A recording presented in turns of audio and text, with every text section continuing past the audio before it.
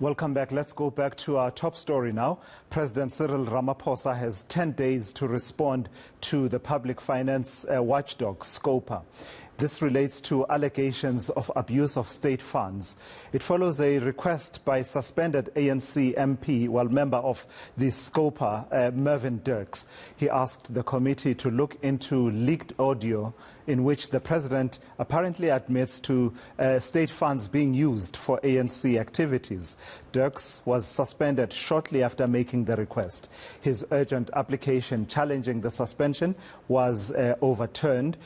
We are joined now for a discussion by constitutional law expert, Professor Pierre De Vos. Prof, thank you, and I always appreciate your time. So, part of the reason you and I are talking is that I've just been grappling with this issue. One is always wary of falling into ANC factional politics, but also at the same time you want to be focusing on the core issues of accountability within our constitutional framework. So that's why I invited you to try and help us focus on that.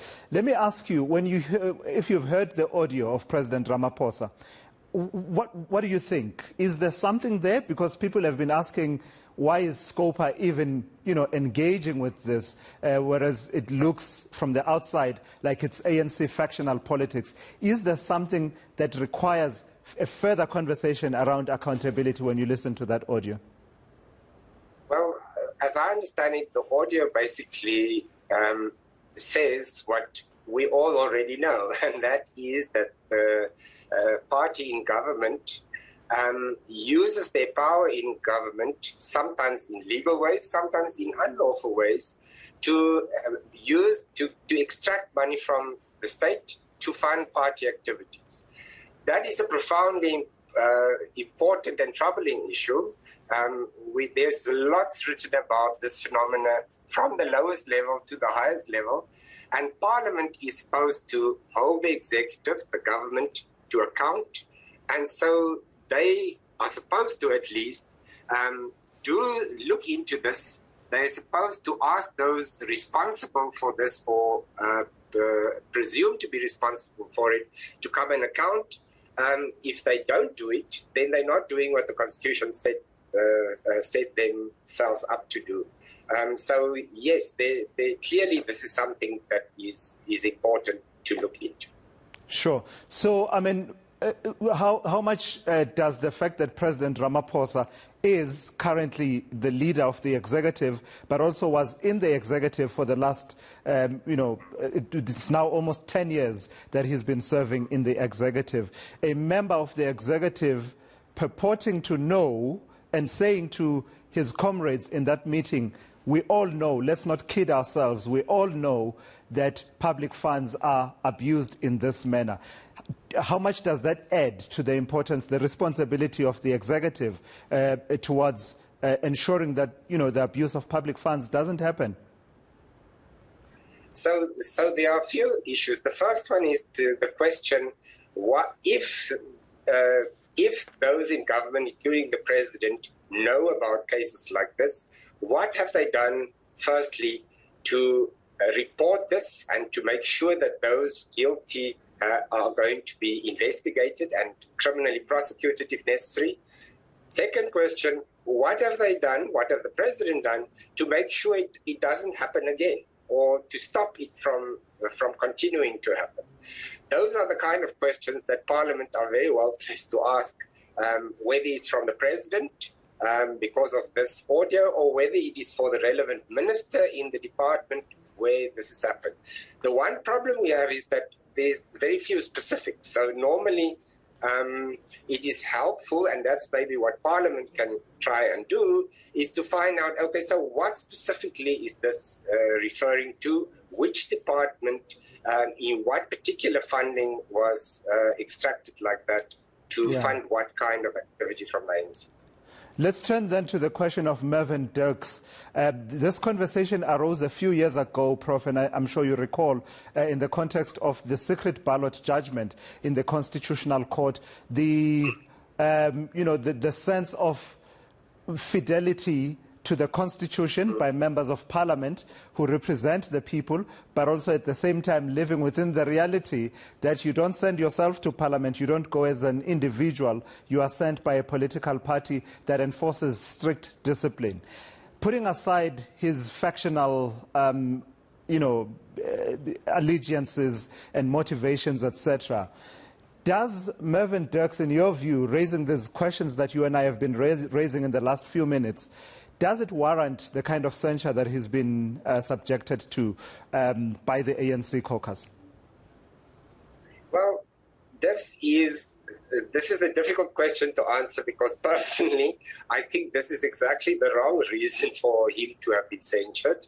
Exactly because of the judgment that you mentioned. In the secret ballot judgment, the Constitutional Court said that MPs have a duty to hold the executive accountable, and they have a duty sometimes to not subject themselves to party discipline if this is in the interest of the Constitution. Of course, the problem for Mr. Dirks is that he doesn't have any loyalty to the Constitution as far as anybody can see, but the principle is an important one, and that is that MPs should not be censured, at least they should not be kicked out of Parliament, whether they can be moved. I think political parties have far more power to move people from one committee to the other.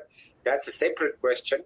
But censoring somebody in the sense of evicting them from Parliament does not seem to be accord with the Constitutional Court judgment. Of course, for many other reasons, practically it's very difficult to enforce that kind of approach because parties decide who is on the party list for elections, and parties in their constitutions, both the ANC and the DA, for example, have clauses that says if you are in the party caucus and you don't comply with the discipline of the party, you can be disciplined. And discipline can mean that you're kicked out of the party and then you lose your seat in Parliament. So there's a tension there.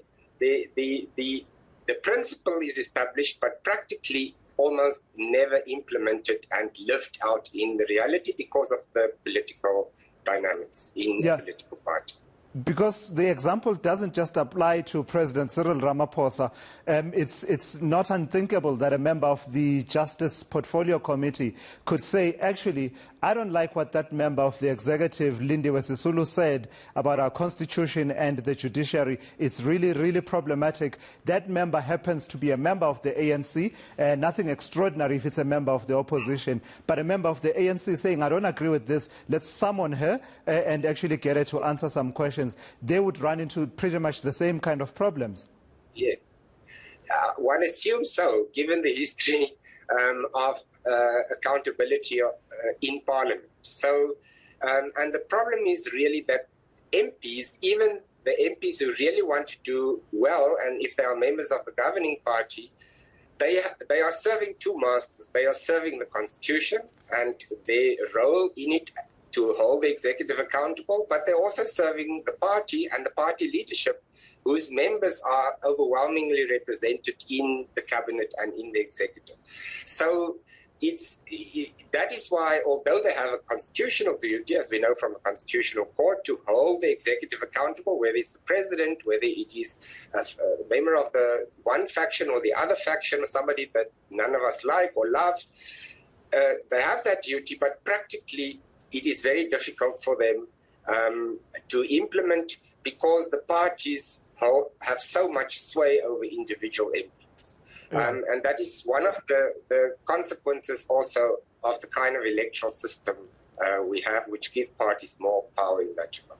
Lastly then, Prof, your take on Scopa forging ahead despite the censure of Mr. Dirks and attempts to, to approach the courts, etc. On your side, are you satisfied that with what Scopa is doing, pressing ahead? And importantly, how important is it that President Ramaphosa complies with this directive from Scopa that says, give us more details in writing within 10 days of what you were talking about when you said public funds are being abused in this way? Well, the first point is that Scopa is, of course, not chaired by the governing party MP, but by somebody else. Something raised also at the Zondo Commission as a possibility of trying to address this problem that I have agreed to. So that's something to note. And secondly, Section 56 of the Constitution explicitly gives Parliament the power to summon anybody, to request them to give information. So if the President does not comply, then he will be in breach of those, he will be defying the National Assembly, and he will be in breach of the Constitution. So that is not really an option unless the President wants to become a constitutional being.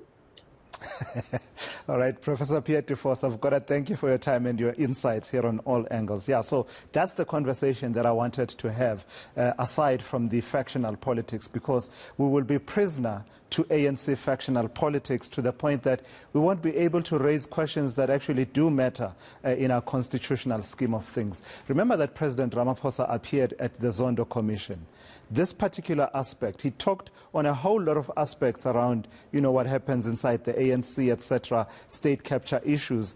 But I don't recall this particular aspect being addressed sharply and directly. And Mervyn Dirks was making that point yesterday. And whatever his factional allegiances, that's got nothing to do with me.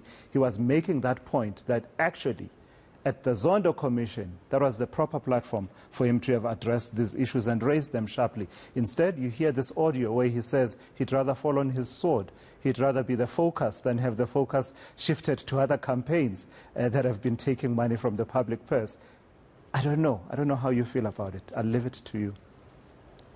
It's that time of